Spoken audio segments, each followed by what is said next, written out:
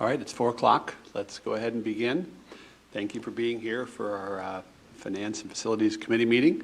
The first thing I'd like to do is have folks introduce themselves, because there's a couple of new faces around the table.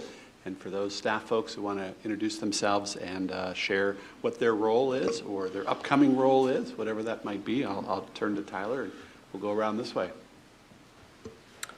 I am Tyler Clubb, Director of Facilities. It's up on the stem, higher up. There you go. Melissa Rooker. So I'm here representing the East area and currently serve as the Executive Director at the Kansas Children's Cabinet. Thank you. My name is Gary Stroud. I represent the South area of the district, and I'm also a teacher here in the district. I teach at Prairie Elementary School. My name is Joe Gilhouse, and I'm currently the Director of Secondary Services, and next school year I'll be the Deputy Superintendent. And I'm Russell Knapp. I'm the Chief Financial Officer for the district. Susan Metzger, representing the Shawnee Mission North area. Mike Fulton, Superintendent.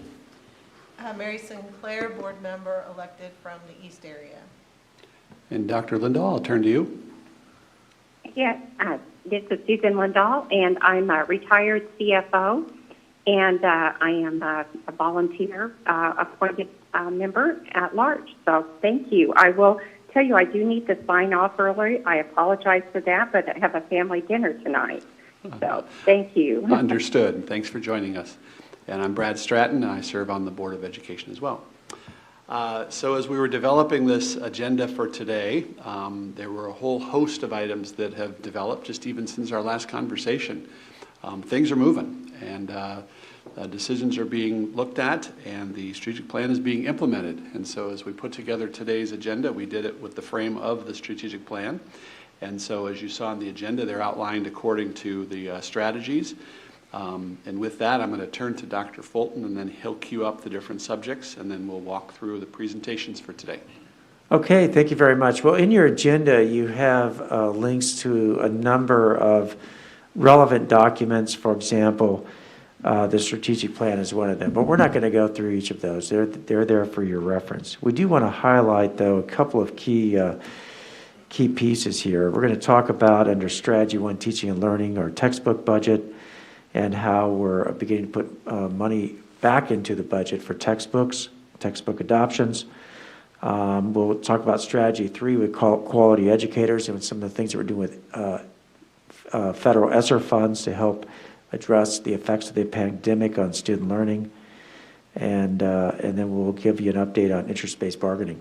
Now, for this part of it, Mr. Russell Knapp, our CFO, is going to actually walk you through these topics. So I'm going to adjust our screen a little bit here, and we'll be off and running. And which one would you like to bring up first? Do you want to? Well, do you want to just take the agenda in order and talk Yes. about Strategy 1? Yep. Okay. So if you bring up just your board action items there. Yeah, so in our previous meetings, at April the 26th board meeting with operating funds, we started purchasing our textbook recycle. We got that going again. It's kind of been stalled for about 3 to 4 years. And when we say textbooks, we're really talking about resource material. This is online textbooks, not the hard textbooks that we're used to from many, many years ago. So we spent $2,700,000 on our social studies. And then on the other one, we spent about $340,000 on our music. At that board meeting, we had the teachers that were on that committee that reviewed all that material and made that final selection, and they were very positive feedback on the social studies adoptions that they selected and the musics that they selected. It's been some time since we did a music update, so they were very, very pleased. So in the 21-22 budget that we'll present to the board, we put $1 million in there to continue to buy our largest cycle adoption for next year is the elementary ELA adoption, and we're projecting about $3.5 million for that. So textbooks continue to climb in cost.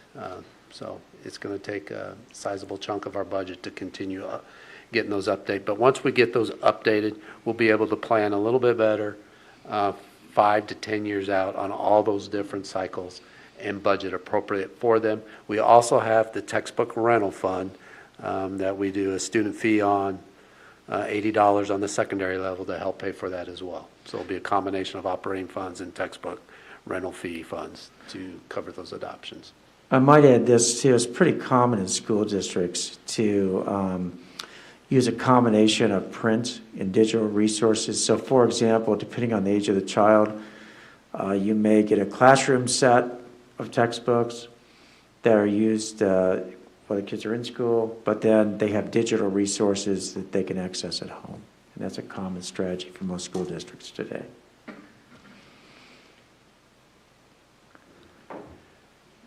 I've got also on my screen here, and maybe pull up there, that link to textbook budget slide 8. So see you just covered it there.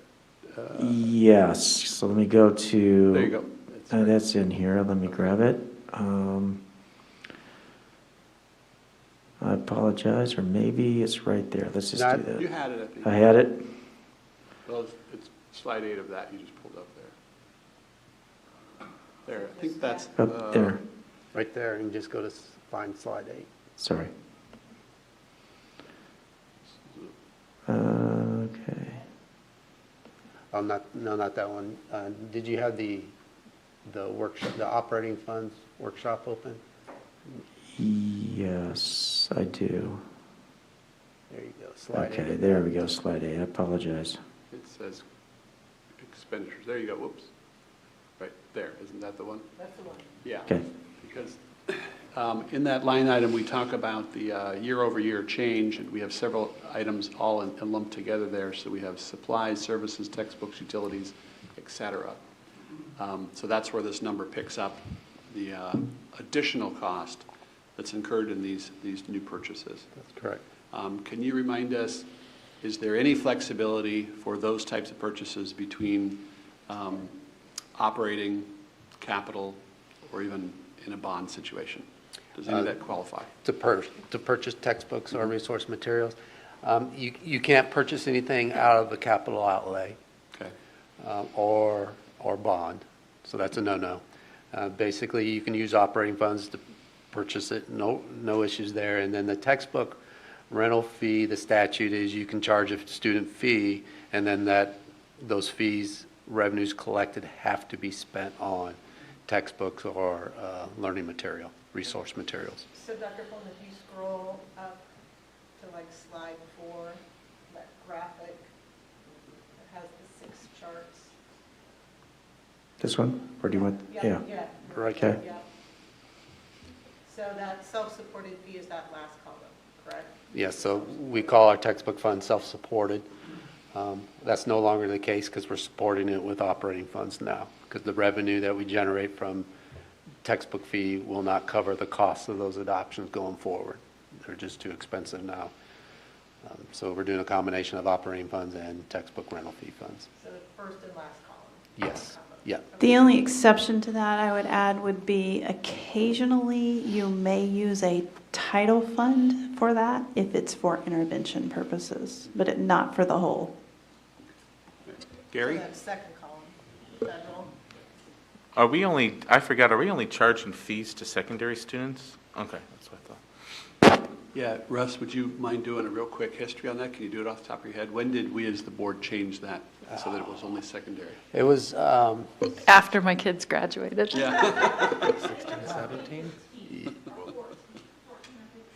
It coincided with the time that we started going one-to-one. We were, I want to say about $110 or $120 a year, K through 12 for that fee. That would generate about $2 million in revenue. And that was able to maintain the cycle at that time. So we were truly self-supported. And then we took the fee down $120 to $80 for 7 through 12 and eliminated for elementary. And that, so we get about $900,000 now in revenue there. Other questions about this area? What is the timing of the implementation, meaning that you don't expend all the monies right at the beginning? Is there a large expenditure at the front end and then an ongoing expense? So the social studies and music, they've been purchasing. I think they're coming in. I think they're back here in our, whatever we call that, our studio. I think they're sitting in there ready to check in and disperse out to the building. Okay. So the elementary ELA, do we form a committee that starts working on that this school year and bring a recommendation in the spring? Correct. And we have a pretty standard process that we go through in regards to committee, who's, representation from all 5 feeders, trying to have representation from grade levels, or if it's secondary level, department heads, depending on the structure. And we typically have been running pilots. It's a pretty consistent procedure, if you will. It tweaks a little bit depending on whether if it's ELA, obviously would look very different than maybe a Spanish adoption, right, just by the magnitude. But yes, we follow that process. We usually start those in the fall. They will run through early spring, and then we really have to start moving February, March to have it in time. Because like Russ said, they're showing up right now, but we have to inventory all that, divvy it out, get it to buildings, prepare for training, all of those things. So we typically will have those in February, March, April. I'll say this too, Dr. Hubbard, Mr. Knapp, and lots of team members have done a really good job of methodically getting us to where we need to be going forward to make sure that we have adequate budget for learning resources. So it's taken some time, but we've prioritized learning, and it's really beginning to show up here in these budget priorities for resources for the classroom. Susan Lindahl, I want to make sure if you had any questions there that we didn't miss out on you. Oh, thank you. I appreciate that. I would just to follow up a little bit on and I'm sorry I'm not there in person, so I'm not able to really see. I can see the slide here, but you said that the fee is only for secondary. It's not for elementary any longer. Was it at one point in time for both? Yes, I believe we just determined that it was back to 2015.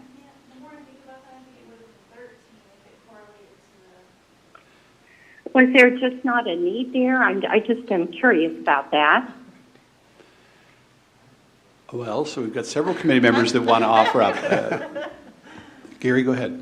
Well, as someone who taught at a title school for a long time, I can tell you that it was a real big burden on parents from title schools, and we would have lots of parents being sent bill collection letters and letters saying you owe this money, and it was not feasible, really, meeting the need of our changing demographic. Okay, thank you. Melissa? Well, and my kids were in school when the recession era cuts happened. So we had a school year with 5 rounds of budget cuts from the state budget to deal with the loss of funding 2008-9 school year, and this district had to make some pretty drastic changes. And so a lot of the teacher workload issues, the textbook rental fees, all of that class size adjustments, that's where they happened. I mean, it is directly tied to severe budget cuts that happened in the 2009 budget cycle. Okay. Truth. Well, we're And doing a those little were look back, very, Susan. very long board meetings. We made it through. Understood. Okay, thank you. Are there already subject areas that have been determined for a refresh in the future, or is that a whole process that needs to take place to analyze what subjects next? I don't have it in front of me, but there is a cycle that is out 5 to 7 years. Yeah, Is that fair, Russ? I was going to say about 6 to 7 years. Dr. Dennis has that Okay. spreadsheet, but yeah, he has he has it out through about 7 years, to the point where we would be refreshing ones that were been by in the last 2 years. The one thing that I would add is we used to, you get a hard book and you just keep using the hard book over and over again. You can't do that anymore because you're buying them online and the publisher will cut you off after 6 years. So they force your hand to buy that subscription again so you can continue for the student to have their online subscription. And that 6 is years. something that's very different. I mean, historically in Kansas, when we've made budget cuts, almost every school district goes to textbooks. Mm-hmm. And that will not be able to happen moving forward with technology. What's up? So I guess I'm curious, that sounds like the life cycle of the evaluation for textbooks aligns with the life cycle for state standards for the different subject areas. So I imagine it's tied to that a little bit. That would be really nice. You hope that's the case, but then there are times when if there is a significant standard change, it may require additional resources. Maybe not a whole new adoption, but potentially additional resources to pick up those standards or address changing ones. Anyone else? All right. Well, thank you for that discussion, and now we'll move on to the next one, which is Strategy 3. So Okay, so if you we're go to that ESSER 2 allocation slide. There you go. So I'll give you an update on our ESSER 2. I believe we got our application approved last week. Melissa says, yes, we did. So we now will have to do a adjustment because we chose during the IBB and the board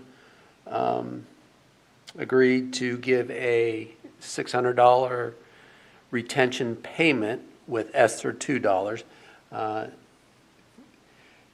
All the way through the process, they said no bonuses, okay? So districts, if we were using the word bonus, the federal regs specifically said you cannot give a bonus. You cannot give a retroactive pay. You cannot give pay for something that's already occurred. The pay has to be pre-approved for service to be performed in the future. And so that changed overnight, literally.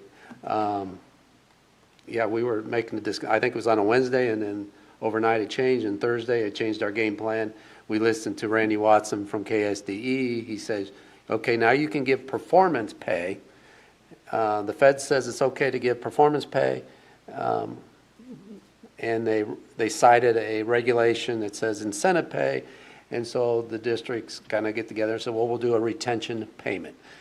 So we've got some eligibility that we're working on, that if you work this year and you're back next September, our target date is September 20th to do that retention payment, $600 to all employees, all pay groups, and we're going to use the $2.3 million in indoor air quality to pay that. So we'll do an adjustment when we get that guidelines from the state, we'll do an adjustment to KSDE and submit that and change it from indoor air quality to the retention payment.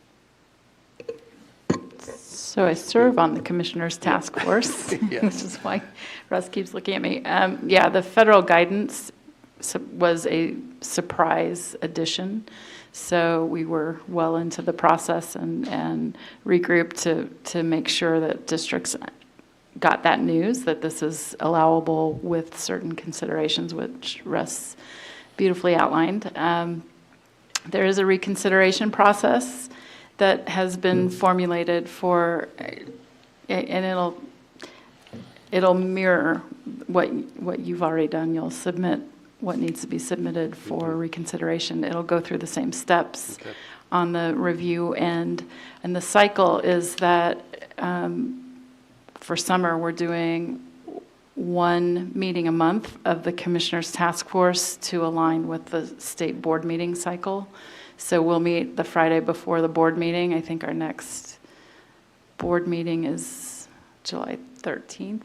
So I think July 9th is our next task force meeting. So, and if you miss that window, then there's an August round. So there should be time to make sure you get the approval you need. And I can check in and see where we are with the process, but it should be outlined already.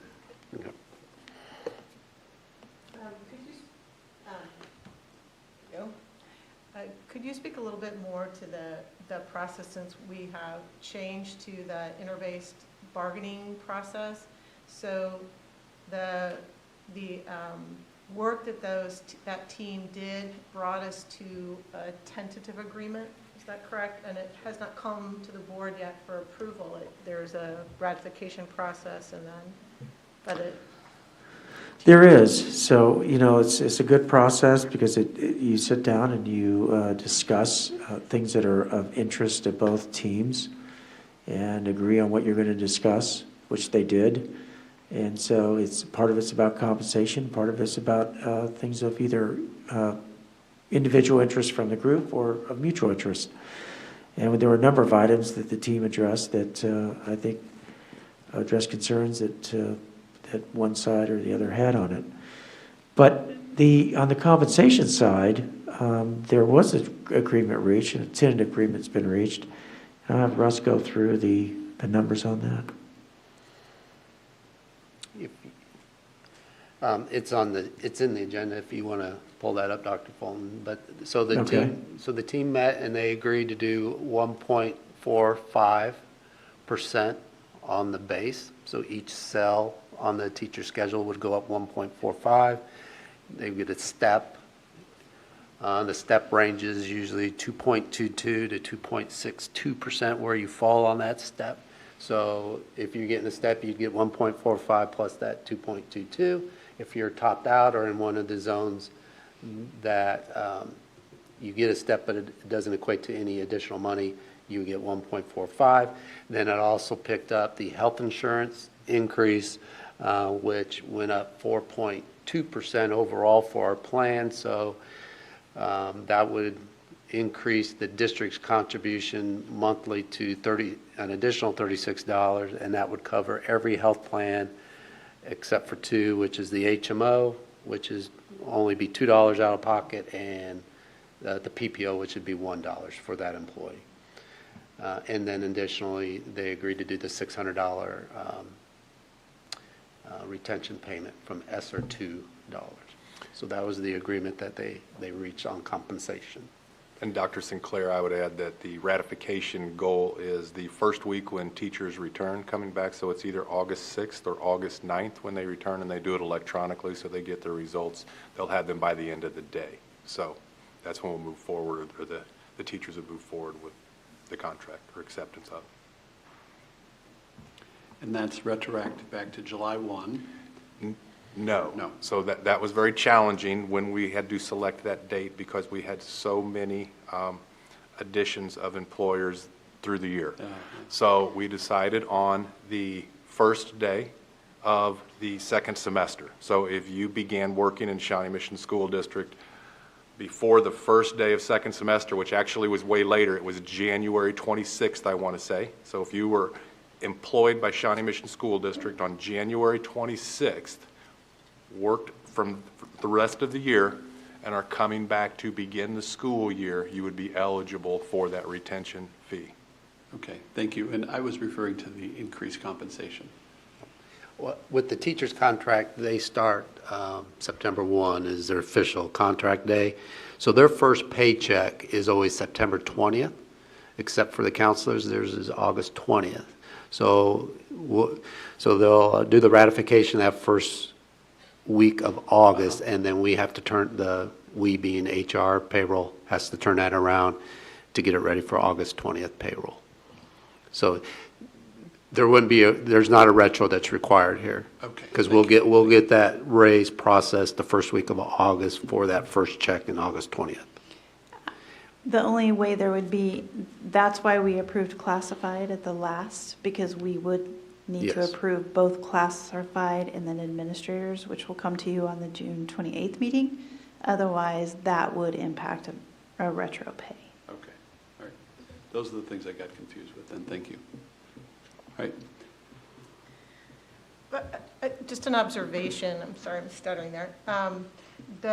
So just thinking, just kind of reflecting on the timeline of events that happened from, my perspective, sitting on the board, being able to operate under this interest-based bargaining where we identify our interests, and to be able to have something like these ESSER dollar funds become available so quickly, and to be able to respond as a board and provide information to the team that this is a shared interest, and allow the team to continue on with their work and take advantage of opportunities. I mean, it was an amazing process to watch, and I'm just grateful for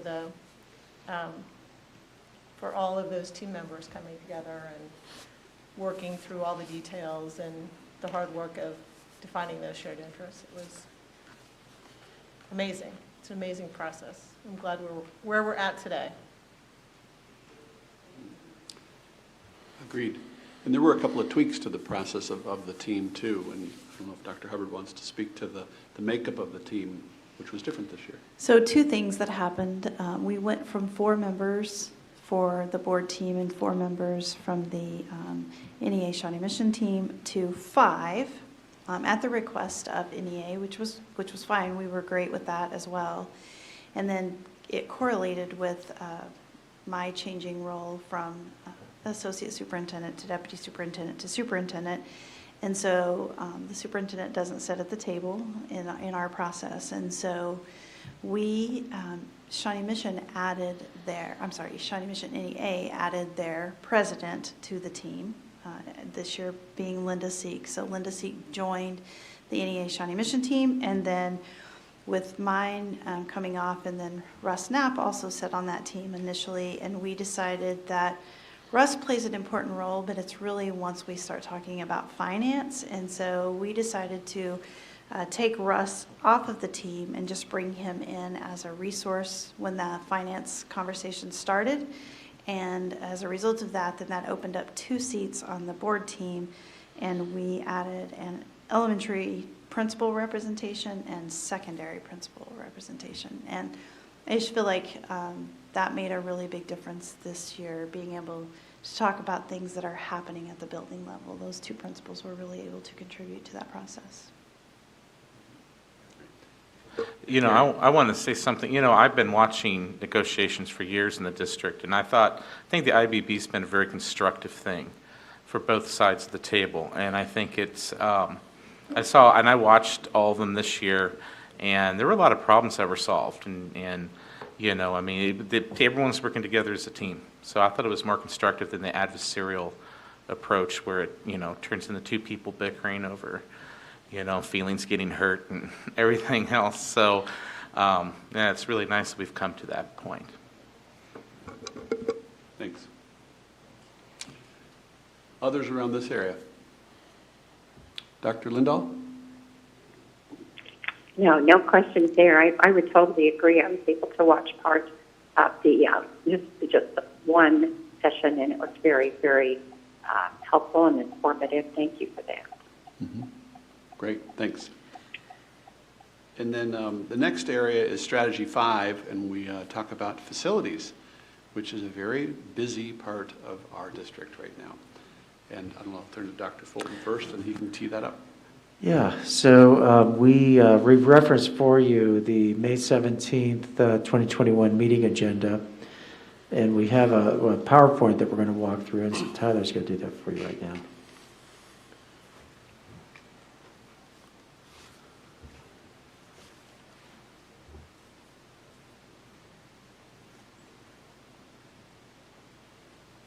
Okay, it's all yours. Thank you. So this isn't really anything new. So this is the same PowerPoint spread show that we did for the board meeting, but what I want to incorporate is the updates as we're going on. So, unfortunately, it's only been a couple weeks. I don't have brand new photos of what's happening, what's taking place, a lot of demo, a lot of site work currently. But I can give a progress as we move along, and it's kind of the goal here for tonight. But this is a Hollis and Miller architecture building, and Newkirk Hvac is our CMs. So this building's going to be approximately around 68,000 square feet. We had our groundbreaking ceremonies back on May 26th, and currently the site work is underway at that location. So this is going to be an example of what we'll receive from our construction managers on these larger projects weekly. And so this is a week old. Tomorrow I'll get a new one. But as you can see for this week, the site grading's underway. They're building temporary roads, the pads going in, and the actual job site trailer for this 16-month progress will be arriving this week. So as you can see in the pictures, it didn't come out as clear as my PDF did when I transferred this over, but you can see the site grading and the building's gone. So, and so the next new elementary is John Deemer. This one is an Insight design studio for the architectural firm, and J.E. Dunn is the construction manager. This building's 78,000 square feet. Our awesome O&M staff have emptied that building out completely. The abatement process has been completed. The city permitting process is completed, and we're ready. I mean, that if you want to see the old Deemer, you better go by this week, and the demo's going to happen very soon. So they should be mobilizing today, tomorrow, and next week. I'll be pretty busy on site there. And then Pawnee. So this one's also the Hollis and Miller and Newkirk Hvac team doing this. This one's going to be proposed, try to hit that 78,000 square foot building size. A little change to this schedule. I mean, originally we thought we could kick this off, start construction around October.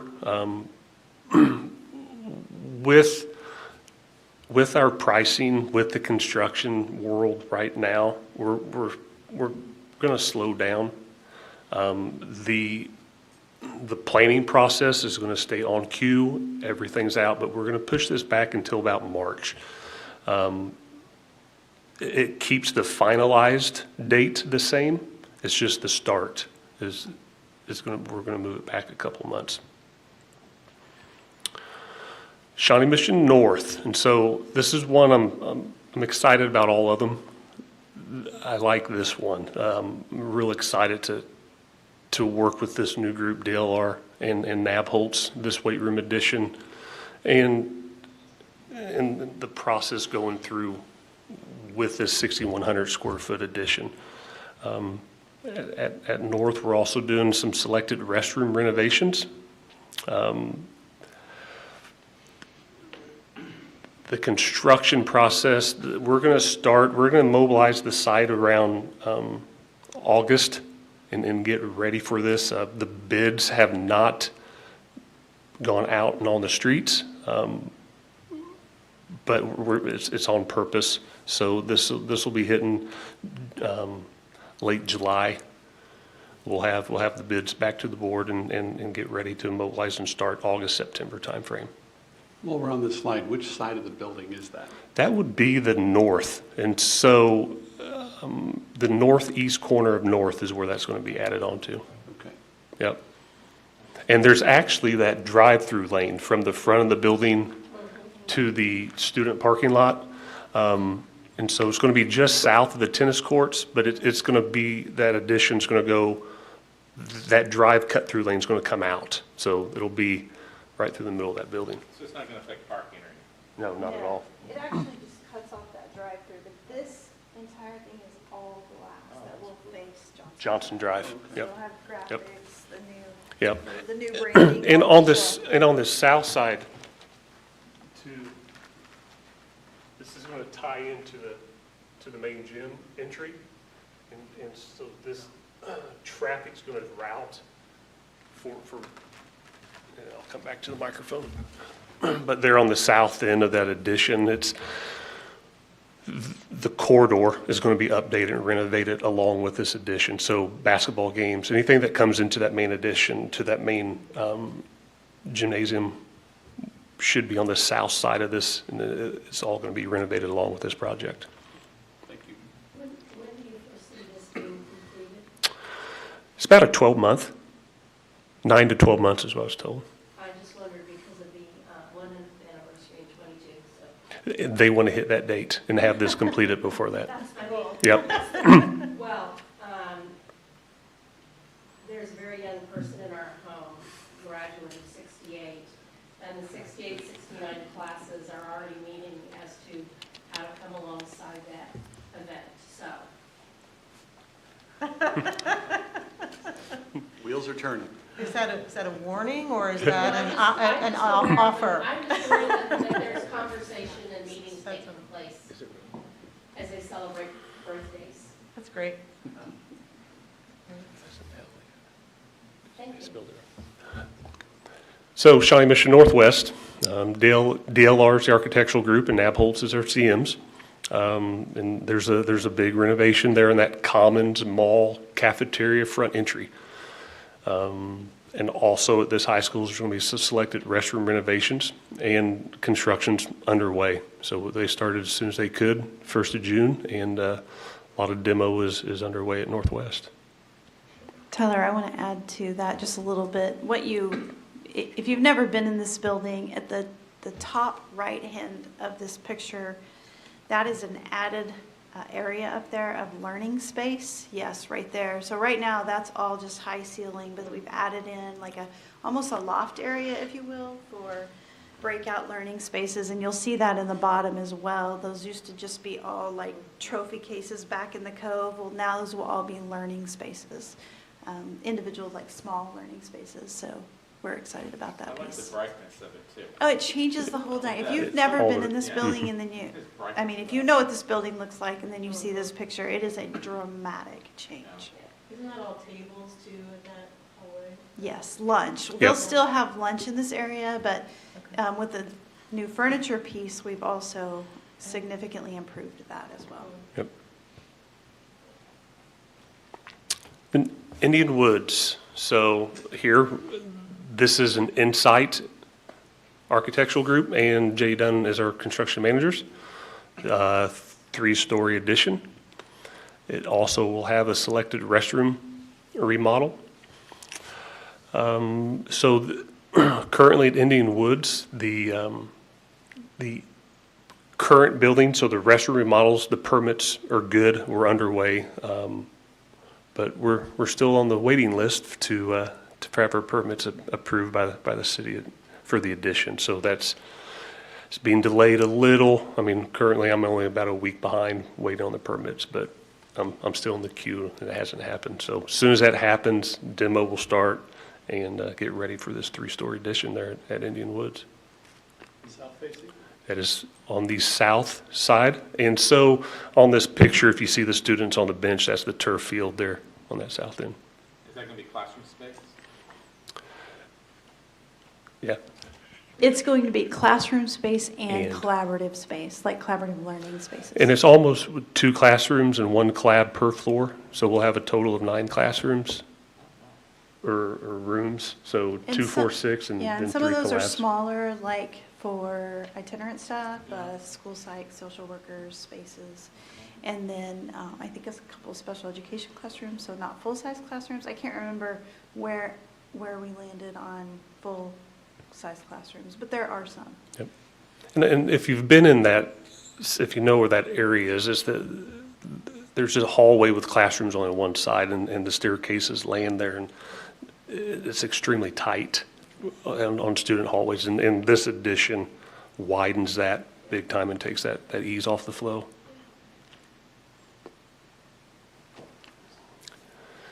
HVAC upgrades. So obviously the goal is to be completed with this before school starts again. But the majority of this, I'm on schedule. We have found out COVID's affecting a lot more things, so there's certain things in the rooftop in our rooftop units that's on back order because of the past shutdowns and warehouses. And I've got a few that aren't going to arrive until late August. But for the most part, everything's on schedule. And there's a lot of demo that's already happened. But a good number on this is we're about 15 to 20% completed through this project already. Our playgrounds. So schedule for this is at Belinda, Overland Park, Prairie, Roseland, and Sunflower, all new playgrounds. And they have been demoed. Not most, that's from what I understand, all playgrounds at those locations are demoed. And a good estimate on this is about 20% completed. Roof work, and so all of our materials are on site. We're about a quarter of the way done, about 25% completed, and they're on schedule right now to be completed. Asphalt repair, I was by Indian Creek this week, and it looks so good. New curbs, new asphalt, and but we're on schedule. We're about 35% completed with all the asphalt in the district. I can smell the asphalt from that project in my house. Yes. Looks good. Same thing with the security upgrades. So they got started early. They were able to with this one, and so they started back in April. I've been told there's already been hundreds of cameras replaced and quite a few doors already changed out to the new system, and so it's going good. The security upgrade package is a 1-year project, so we're looking at the April 22. That should be completed district-wide. I've had some teachers ask about that. I mean, just through conversation, it's just like a new update to like software and the technology that's used to running the security system. Yes, and yes. Okay. And so, but a lot of the trouble we had with the cameras is they're not supported any longer. Okay. And so it's technology, right? But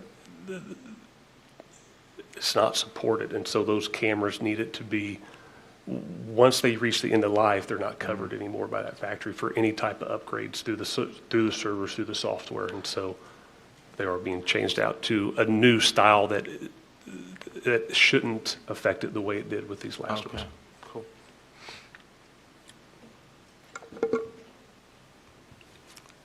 And furniture and carpet and floor tile upgrade. So they have started at North and Trail Ridge. All the old furniture is, if it's not fully removed, it's really close. And the schedule for Horizons is they will be there starting in July to start removing the old furniture and installing the new. And then carpet and floor tile. This is a 3-month project all summer. Demos already underway at Belinda, Ray Marsh, Neiman, Overland Park, and Westridge.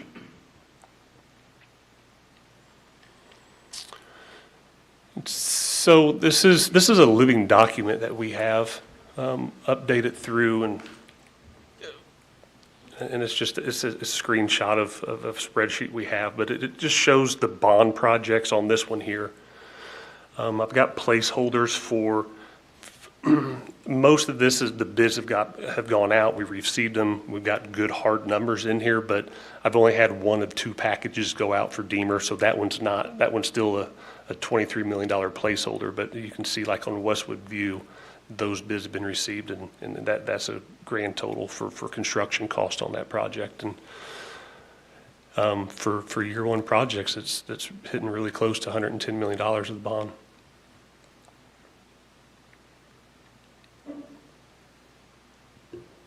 I think that's it. That's the last slide. Okay, great. Thank you. Questions about all of these incredible projects that are underway? Yes, Melissa. So 3 very different questions, so I can package them all at one time or defer if we want more conversation. The Westwood View site, the slide help me orient. I feel like that school is shifting its orientation on the site. Can you help? It's a new site. Yeah. Yeah, so that's- yeah. So Westwood So- View's on the new site. So the front entry is,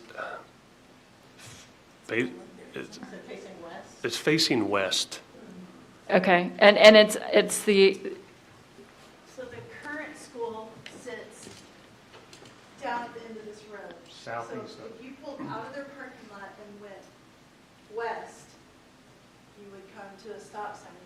To the radio tower. this is the Entracom site. So how does this relate to the existing park?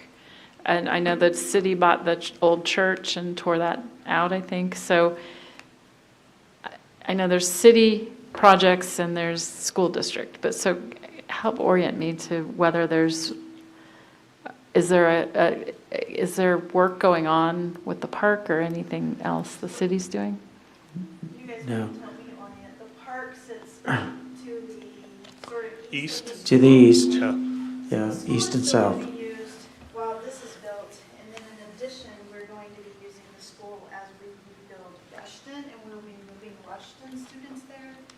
So I don't think you'll see anything with the school in regards, or the park, until after, probably the end of the bond. That makes sense. That would be right. Yeah, that makes sense. Okay. Yep. Question 2 was just with relationship. You mentioned the back orders on HVAC. I know our cabinet is dealing with some computer technology that's on back order. I understand that. You mentioned demolition has already happened. So, like, what are you in a place where if back orders remain and school year starts, is it demo that impedes the start of the school year? You know what I'm asking? I do, and I haven't ran into that yet. And so the projects that are underway for the remodels, on the remodel side, there hasn't been an issue. So like the playgrounds, there wasn't an issue with receiving the new equipment for there. There were some minor issues with the roofing. There was a back order on the type of fasteners that they used, and so they kind of went through there and redesigned how that roof is going to be applied with a different engineered type of fastener. But there's little hiccups here and there. But for the remodels and these smaller individual type projects, that's not affecting us yet. But there are issues with timing on the larger ones. So the rebuilds and steel. The major steel pieces are like 3 to 4 months later coming in. Well, and I know microchips are a problem right now. Microchips too. And so, and I don't know if you know, but that's one of the issues with the HVAC. And so there's a lot of technology inside those rooftop units and those DOAS units and the technology piece. The unit's there, but the circuitry inside is what's causing the hang up. So I guess but you're reassured that they'll have the equipment you need to start school? Yeah, so on the HVAC piece, if they won't remove it until the new arrives. Okay. And final quick question, Early Childhood Center is a future bond? It's not this first year cycle, I take it? Correct. So the renovations at the Early Childhood Center, yeah, that's is currently on year 2. Thank you. Great. Other questions? If you don't mind, why don't we finish the movement of the buildings and the students? So we've talked about Westwood View, and then we also talked about how once Westwood View moves, then we're going to have the Russian students there. What about Indian Creek and the Deemer kids? I want to talk about that move and then what's going to go on at Pawnee. So Deemer, as Tyler mentioned, and you heard this at the board meeting the other night as well. I mean, the last couple weeks of school for that group of Deemer staff was intense, to say the least. There was a lot going on, and if you've ever moved a house, you know what it's like to get all the nooks and crannies and all the stuff that nobody wants, and think about that being stored in basements and places in Deemer for, I don't know how many years, 30 plus, 50 probably plus. So it was a huge undertaking, but they did it, and everything was moved to Indian Creek. And then we're working on a plan of when we will start Deemer at Indian Creek this fall. It may be a delayed start of one day for those students, so that the Deemer staff can have some extra time to get set up and dig in at that building. So we're working on that plan now, actually, in the next week or so. And then they will remain there until John Deemer is ready, the new John Deemer is ready to open, and then they would move back to there. We do provide busing to all students during that time, even if they will all qualify because of the distance, but we do provide busing to all students that would go to Indian Creek. As for, we talked about Rushton, so the Rushton students will move into Westwood View, and that's available, and we'll demo Rushton and rebuild, and then we'd move students back. Tomahawk is the one I think that is still a little bit questionable. We do, correct me if I'm wrong, the last conversation I was in, we do believe that Tomahawk could be rebuilt on the same site while kids remain in school at Tomahawk. However, just because it can happen doesn't always mean it should happen, because you want to get the right building, right? At Pawnee, we were able to do that because they had all that space in the back of the building. So we're still, we haven't started the design process for Tomahawk. It will be the last building of the 5 of this cycle. But once we start having those conversations, we will have to determine if the kids can stay in Tomahawk while we build, or if we would need to move them. And if we would need to move them, but we would have to discuss where to move them to, but likely Indian Creek once the Deemer kids. Is that Yeah, no, accurate? that's right on. And talking about Pawnee, I just want to make sure we're clear that we will build a new Pawnees behind the site, and there's no need to move anybody there. Thanks. Dr. Sinclair? My question is geared more towards communication. So, Dr. Fulton, can you go back to just the district website and click on, there's Bond 2021 at the top of the,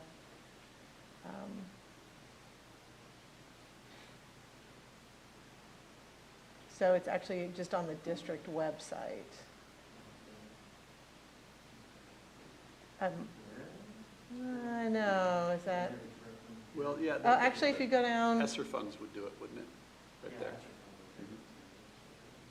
Yeah, so either of those, so just, actually on both of those, ESSER funds or Bond 2021.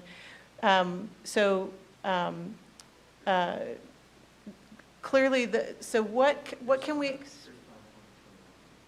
oh, thank you. So if you click on that, so what is the expectation for updates or communication? So you definitely, right, have more details. I just didn't know from a community or, even board perspective, what would we expect to see there in terms of updates? Is that, is it? Well, I think our communications team has done an amazing job with this website, I think. And if Dr. Fulton has clicked there on the Bond project overview, and there you'll get an overview of every project depending on the timeline of when they are doing that. Tyler, are you uploading the board presentations here? We could be. I mean, that's something that would be really easy to do. That's the goal. I've got to get that stuff in I can communications click hands. through. And I don't want to add make work, I'm just trying to match expectations, and so if there's a way just to, embed a link that would take you to those board presentations and updates, because there is so much information there, that I just. It would actually be pretty easy for us. They could be an information central. I don't know the answer to that, but they would be really easy to embed right here for us. I don't see any problem with that. The other piece that's on here is the overall timeline. Mm-hmm. Can you send Dr. Fulton where? I'm not sure where that is. I know you have it on there, though. The Gantt chart. It's the last Let me tab. go back to the, Go all the way down. yeah. Right. On the timeline. There you go. Very nice. No, So right if there, you go sorry. there and then There you we go. actually click that timeline, Dr. Fulton. Yep. There you go. You get the full timeline of the bond, and we update that as it changes. And it's not going to change a whole lot, I wouldn't think at this point, but periodically you'll get some change there. And this might be a good segue into the next conversation, and that is how best that this committee feels this information can be communicated out. And I'll start with my little tiny anecdote, and that is because my home and Homes Association is next to Indian Creek, the Facebook group lit up with what's going on at Indian Creek. And so I clicked on this timeline right here, and I posted it on the website, and I said, here you go, this is what's happening, and here's the timeline. And so I share that to say, how can we proactively do that? I'm just going to kind of throw it out as a conversation. There's a gazillion and one mediums of communication these days. So I'll turn to committee members. What are your thoughts on how to communicate all the good info that we just heard here? I actually think that the communication's been great coming from the district. I mean, somebody like you just gave a good example of, on your Facebook group for your homes association, the information was available for you to go seek it out and share it. Mm-hmm. And I really think we have that here for our community. There was, the magazine that we send out as a district to our patrons also did a great job, covering information in there. So I think we're doing an excellent job. We've made it available for people who want it, and it's easy to direct them to. Okay, thank you.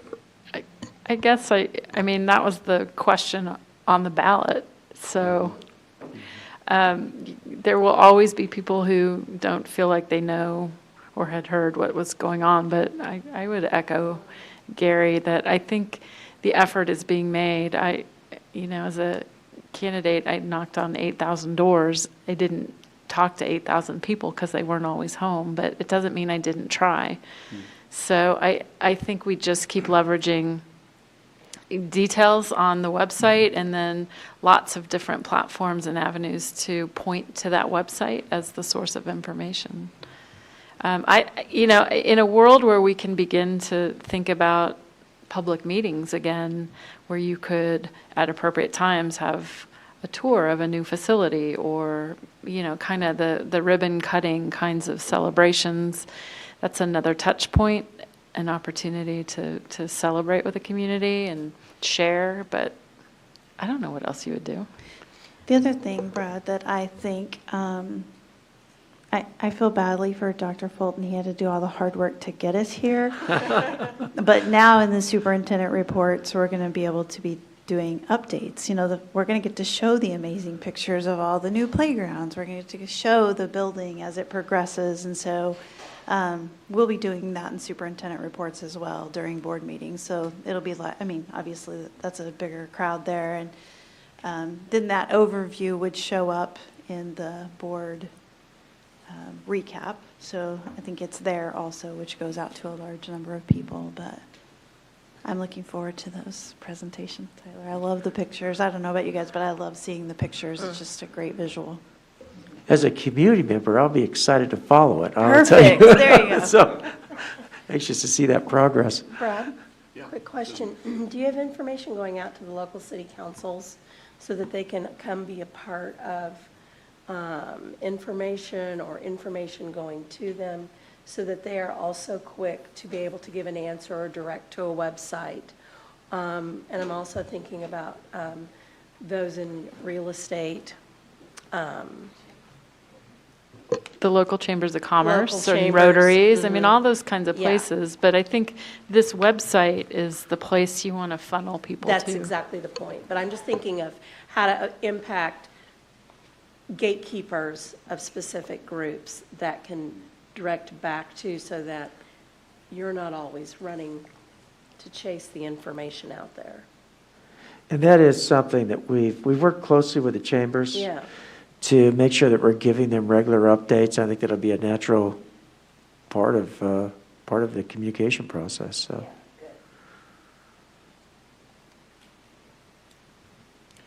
Other thoughts, observations?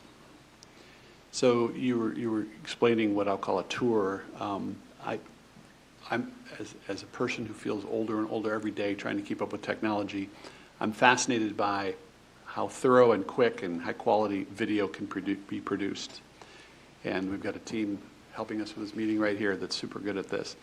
I'm just wondering if there isn't a way to do that by video and just keep pushing that out. You know, I was kind of chuckling and say, well, we got our cable access TV, but I think That it's more too, the that web. would be amazing Yeah. to, you know, is there a drone that can fly over a site? I don't know, but, you know, a video tour when it's not safe to open up, but to like a progress update, that would be very cool.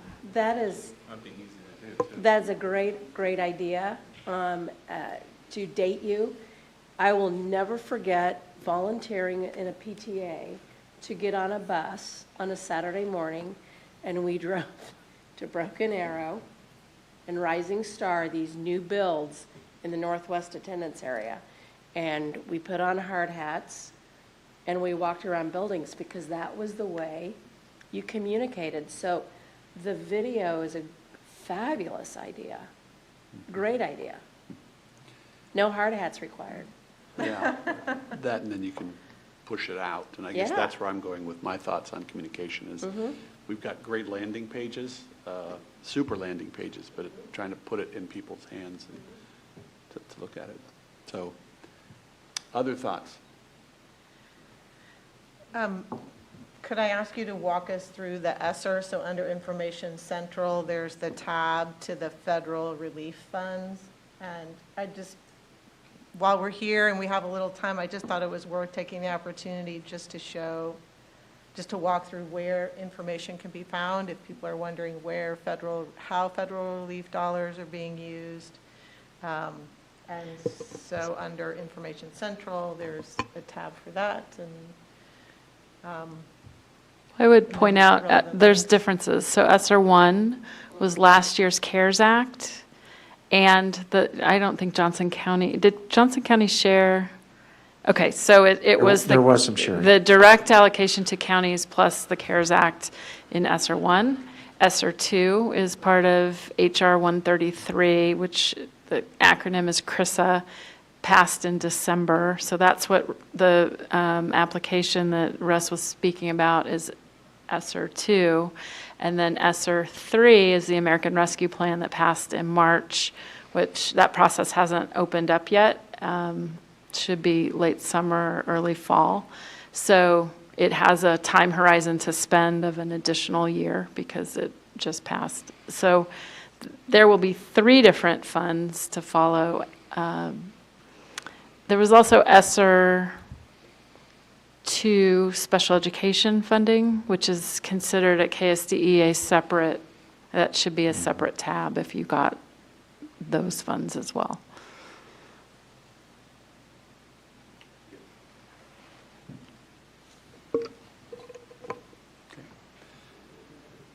I don't have anything to add, but that is, just other than that's correct. We'll get an award letter for ESSER 2 sped dollars, and then I think there's going to be ESSER 3 sped dollars as well. We don't know what that amount is. Other thoughts about this and communicating all of these areas?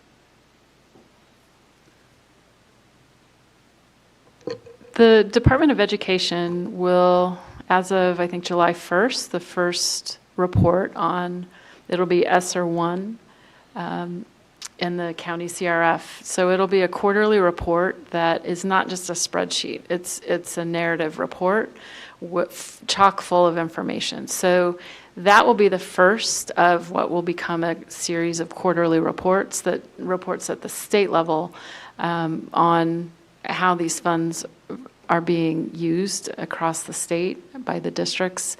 It'll link to the home, the KSDE site, which will have a data dashboard, and every district will be reflected with all of the categories of allowable uses, and it'll be a very transparent place.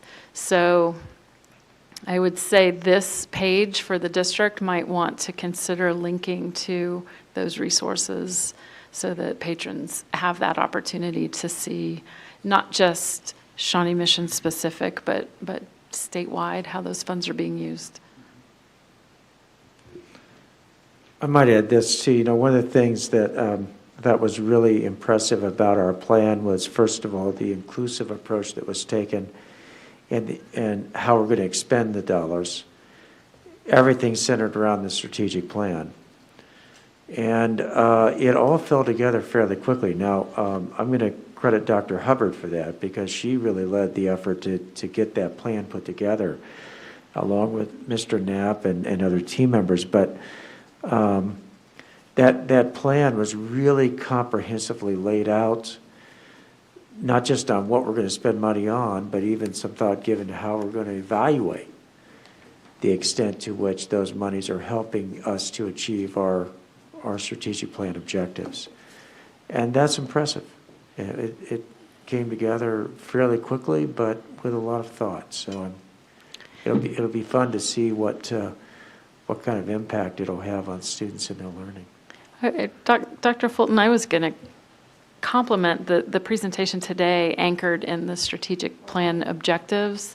We're trying to do that with our own strategic plan and our own work at the Children's Cabinet. And so I appreciated the connections being made for today's meeting to the core objectives in the plan so that you really begin to connect all those dots. I want to add something because she probably won't say it, or they won't say it, but the co-chairs were the ones that really brought that together. And I think that's impressive. Yeah, I know. Well, let's just say Mary did that. And you know that the strategic plan is alive and well when everybody in the organization, including the board, it's the natural starting point, and it's what you keep coming back to. Now it begins to become the way in which the organization thinks and works, and it really drives the work going forward. So the right plan will do that, and this community did a great job of putting that plan together.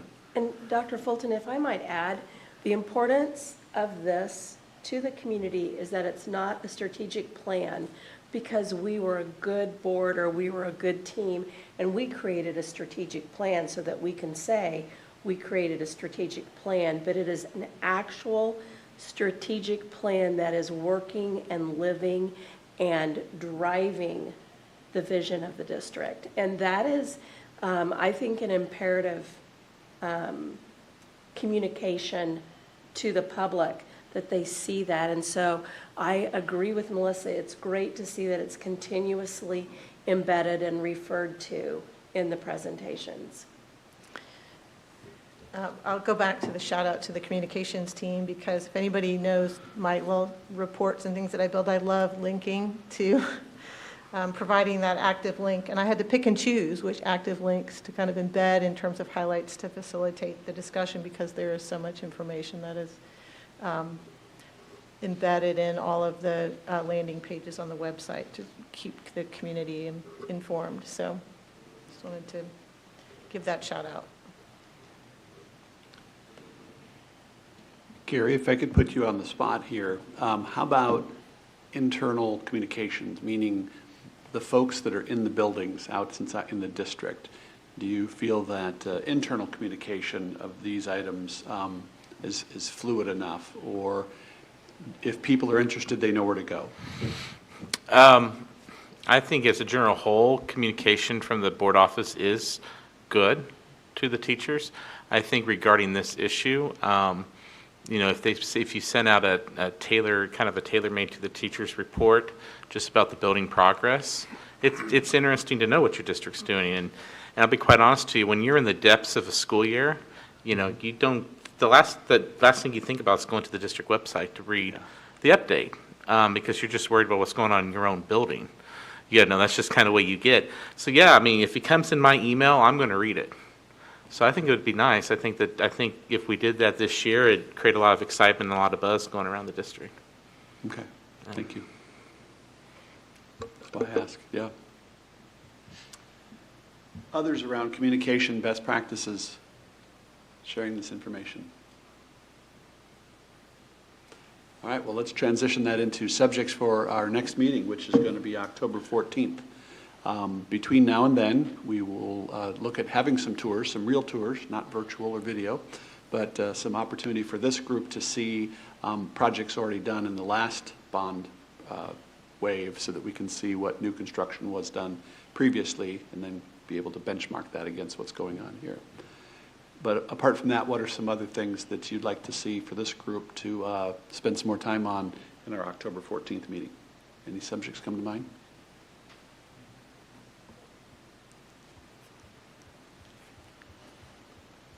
When do the district start looking at their budget toward next year and start setting priorities? That might be something that this group would be interested in. The budget department will start getting things ready to go in October and start sending them out to all our departments right around that time, and request that they come back in December, and then we start crunching numbers to have something ready for January to present to our cabinet. It might be something interesting for the group just to see it, the process and how it goes and stuff. Well, and you were privileged this year to have some sense of what you will receive next year and the year thereafter. So from that standpoint, it might be an interesting topic for a meeting in October for us. Mm-hmm. That observation cannot be underscored enough, the capacity to be able to do long-term planning. To plan. Like, how crazy is that? I don't know. October may be too soon. I don't know that there are any topics that might help as the district is thinking about the legislative platform and the session that commences in January. I don't know that there's anything appropriate for this committee, but you might watch interim committee schedules as they evolve at the state level to see if there's anything brewing that might affect finance or facilities.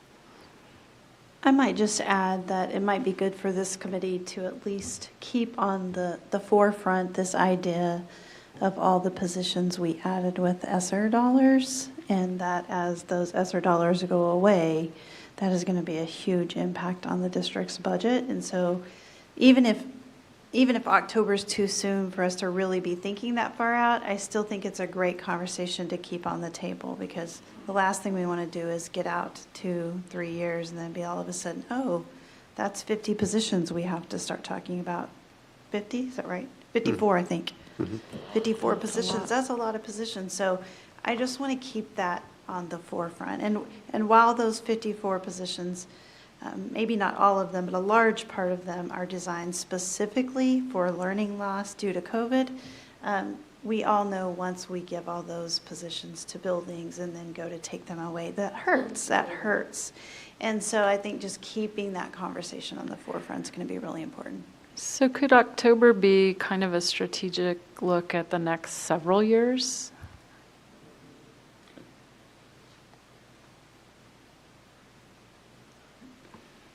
I wrote that one down, because there will be already known transitions year to year.